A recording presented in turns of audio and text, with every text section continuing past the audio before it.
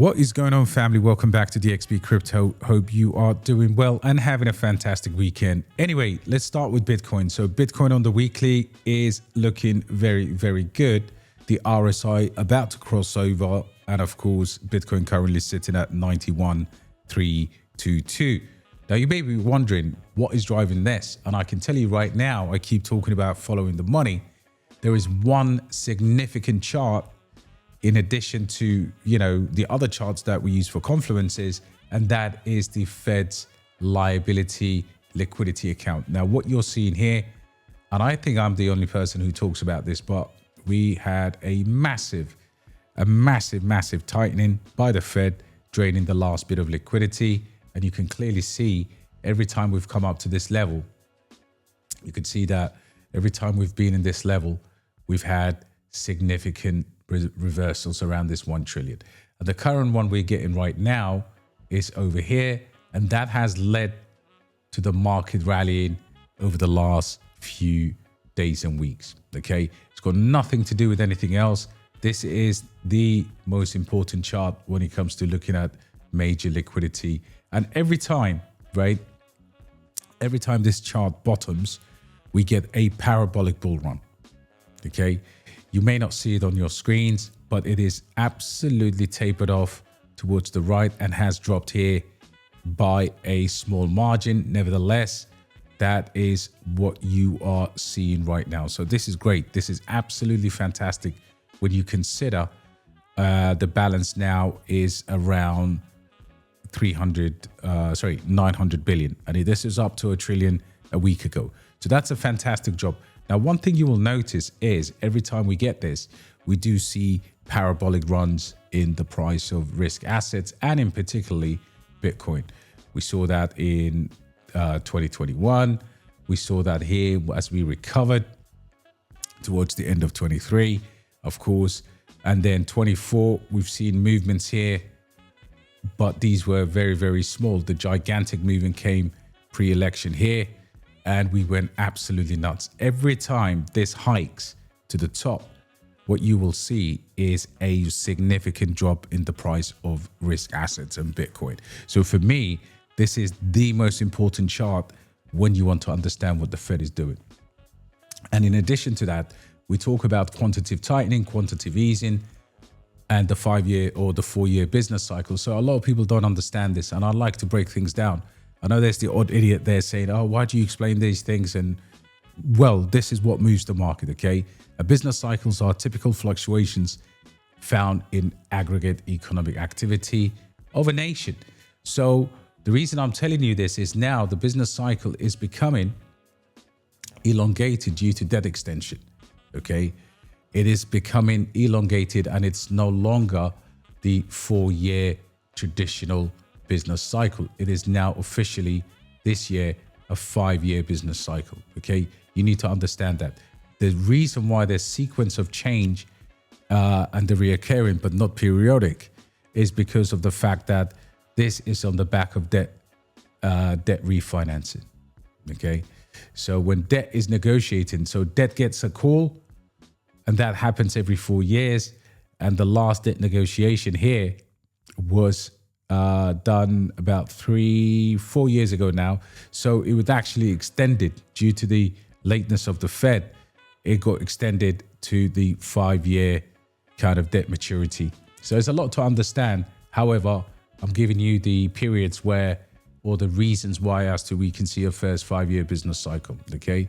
Now, in addition to that, what we're seeing here is the ISM manufacturing data. And this gives you an economic expansion as opposed to economic contraction. What we see in here now, obviously, this is the relative peaks back in 2021. But what we've seen is a relative stability, nothing too crazy. And this is below 50. Now, when it's usually around this 48, it does tell you that volatility in terms of the stock market, in terms of the crypto market, it hasn't been pumping, right? The purchasing price index, this hasn't actually been expanding. So we do have a potential to spike this into 2025. And I'm using simple language here so that everybody can understand and take something away. And honestly, I do believe the next month will be quite crucial in terms of what the Fed does. For one, we know that they are going to be approaching the end of QT, okay? And that's very important. It is going to be cautious, and hence why you've seen the market going into the, the cut cycle. Everything is aligning with the Fed ending the liquidity drain.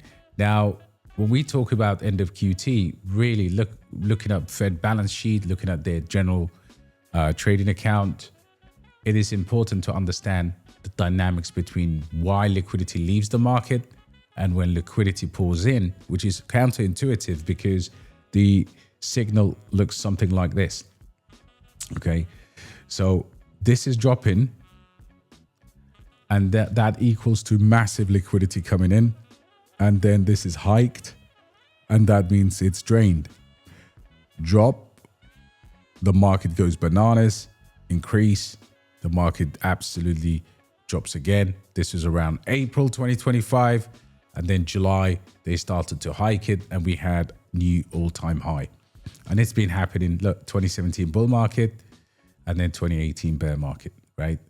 And you're seeing 2020, early 2020, and then around COVID time, boom, all the way into new all-time high. So you can't argue against these things. For goodness sake, like, people are always thinking, okay, Bitcoin's up in isolation. It definitely is not up in isolation. And here's my takeaway for you, okay? Regardless of your level in crypto, if you don't understand, if this chart continues to drop, then we are going to see a bull market that we've never seen before, with the 5-year business cycle, with the ISM manufacturing, with the volatility index. All of these different indicators people talk about are not going to give a damn about any moving average or anything like that.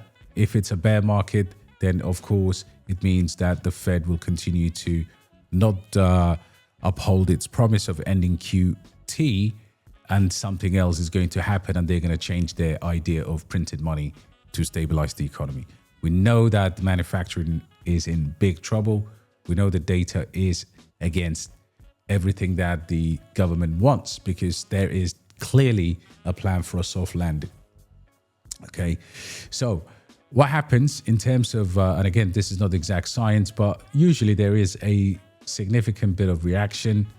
But what you're looking for is things like the dollar index, the 10-year yield, the spike on the VIX, of course, and you will see a significant green candles and what we call an alt season. Okay, stocks will behave similar in terms of the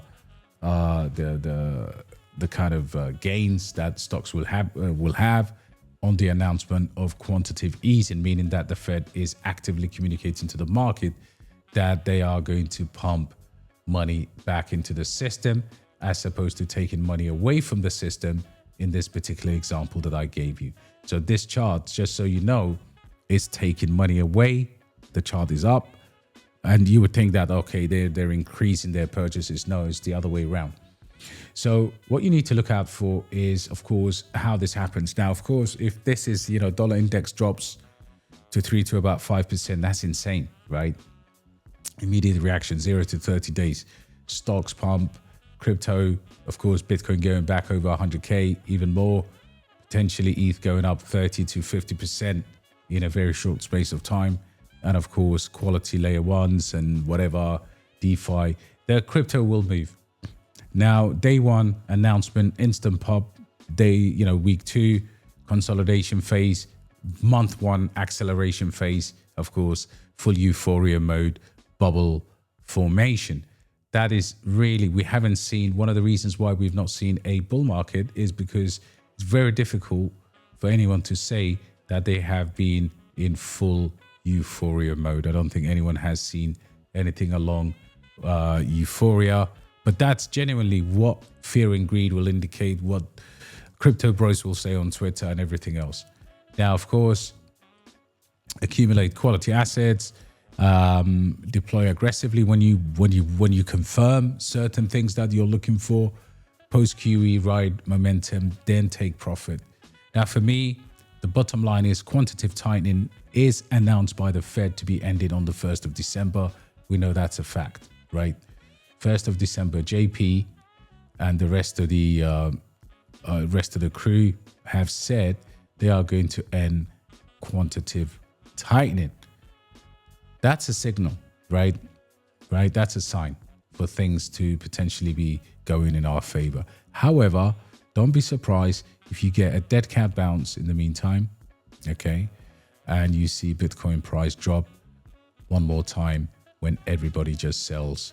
And of course, market goes into 2026, and then we top in 2026. That is a real case scenario. So when people are calling for the bear market, yes, there could be one last dip.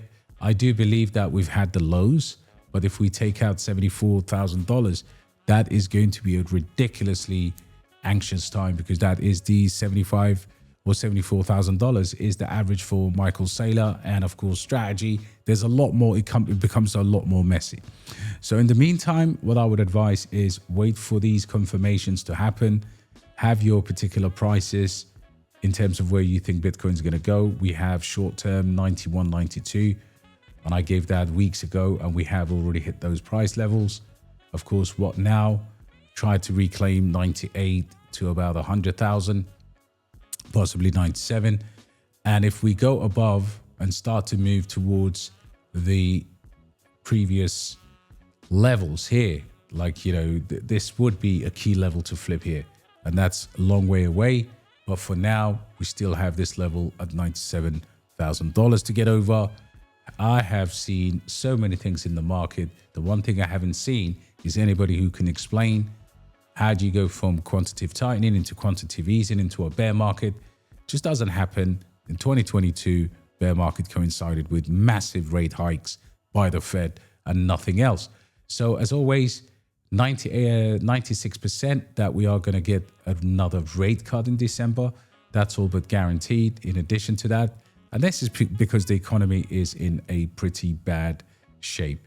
And then in addition to that, what I'm seeing for the first time in months, I'm seeing a massive drop from $1 trillion all the way to $900 billion in the Fed rate hikes. And sorry, not the rate hikes, the general trading account.